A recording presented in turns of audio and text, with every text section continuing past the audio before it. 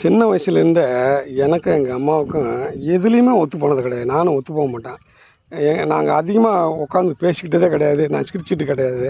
அவங்க பாட்டில் அவங்க வேலையை பார்த்துட்டு இருப்பாங்க. நான் என் வேலையை பார்த்துட்ருப்பேன்.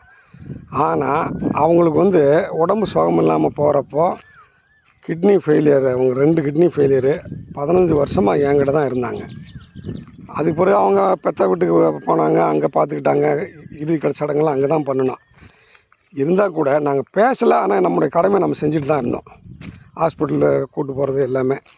அதுக்கு சில பேர் ஹெல்ப் பண்ணாங்க. அதெல்லாம் நம்ம மறக்க இல்லை. ஆனால் அப்படி தான் அவங்க எனக்கு அவங்களுக்கு ஒப்பீனியன் இல்லை. ஆனால் நான் தான் அவங்கள கொல்லி வச்சேன்.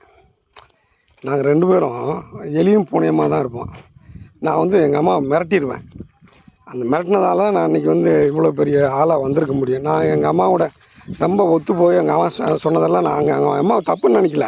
எங்கள் அம்மானுடைய நாலேஜ், எங்கள் அம்மானுடைய திங்கிங் அந்த அளவு தான். அவங்க வெளியே வந்தது கிடையாது, படித்தது கிடையாது. அதனால் அதெல்லாம் அவங்களுக்கு தெரியாது. அதனால் அப்படி எங்களுக்குள்ள டிஃப்ரென்ஸ் ஆஃப் ஒப்பீனியன் எல்லா விஷயத்துலையுமே வந்துடும். என்னை என் கூட பேச அவங்க பயப்படுவாங்க. அப்படி இருக்கிறப்போ இறந்த பிறகு அவங்களுக்கு நான் எங்கள் அப்பாவுக்கு நான் தான் கொல்லி வச்சேன், எங்கள் அம்மாவுக்கு நான் தான் கொல்லி வச்சேன். அப்போ நான் இதுதான் இந்த தர்மம். நீங்கள் எவனோ இதுக்கு இடையில் எங்கள் அப்பாவுக்கு நிறையா பேர் ஹெல்ப் பண்ணியிருக்கலாம். நான் இந்த பக்கம் வந்துட்டேன். நான் சிரமம் வந்துட்டேன். அப்போ நான் இல்லாதப்போ நிறையா பேர் ஹெல்ப் பண்ணியிருக்கலாம். ஆஸ்பத்திரி உடம்பு சமலை தூக்கிட்டு போயிருக்கலாம். எல்லாரும் பார்த்துக்கிட்டு இருந்திருக்கலாம். இல்லை எங்கள் அம்மாவுக்கு அது மாதிரி பண்ணியிருக்கலாம். ஆனால் கடைசியில் இறக்குற போது கடைசி காலங்களில் யார் பார்த்துக்குவா? நம்ம பெற்ற பிள்ளைங்க தான் நம்மளை பார்த்துக்குவாங்க. அதனால் இதை பல ஆளுகள் தெரியல.